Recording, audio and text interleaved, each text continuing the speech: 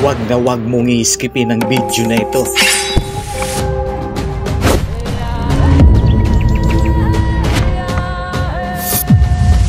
Sinubukan naming galugarin ang kagubatan dahil for today's video ay gagawa kami ng secret house.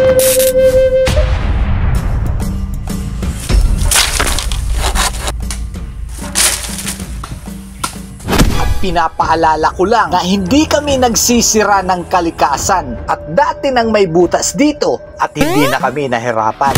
At ito ang katibayan.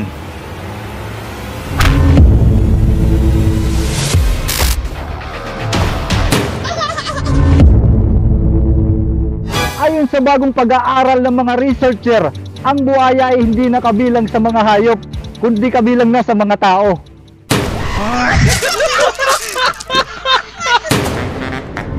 At sa video na ito, dito tayo makakakita ng pulang totoong duwende.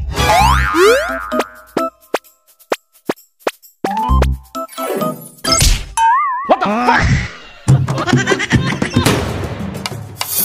Naisipan namin gumawa ng ganitong concept dahil related ito sa mga nature at gusto rin namin ma-experience kung paano nga ba ito ginagawa. At dahil sa kakanood ng mga YouTube videos, madalas itong naming nakikita at napapahanga dahil hindi naman natin ipagkakaila na ito'y nakakatuwa. Hindi pala napakadaling gawin ng ganitong content. May mga bagay na gusto mo pero wala kang magamit, kaya last option namin ay plastic para kami makapagpainit. Totoo nga, legit, kumukulo. Tingnan mo. Mainit. May mga bagay na hindi mo nakasanayan pero mapalad ka pa rin kasi nagawan mo ng paraan. One moment, one Nescafe.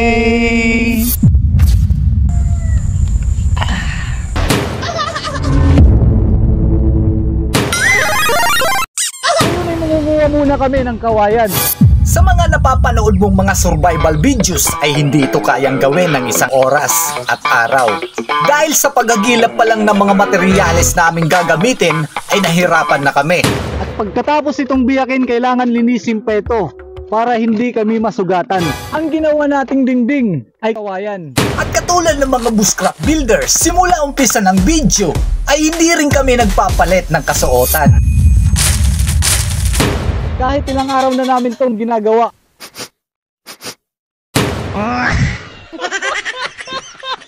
What the fuck?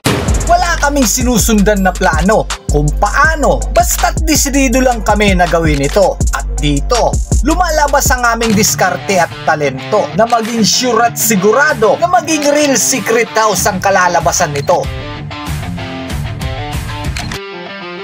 Para maging ganap na secret house, ito yung gagamitin nating bubong.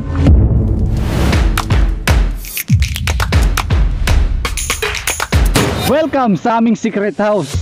Ngayon ay ipapakita ko sa inyo ang aming secret door. At eto naman ang aming bintana. Ang secret house ay isang sikretong tahanan na hindi mo basta makikita. At safe ka kapag nasa kabundukan ka. At ang sukat naman nito ay kasya lang ng pang-2 tao. Dito sa loob ay pwede kaming magluto. At ang pinaka-importante sa lahat, dapat may stock kami na maraming tubig. At sa gabi ay wala kaming problemahin dahil mayroon kaming solar light. At mayroon din tayong wifi para updated ka sa aming mga videos. Para mas marami pang makapanood, please follow and share this video.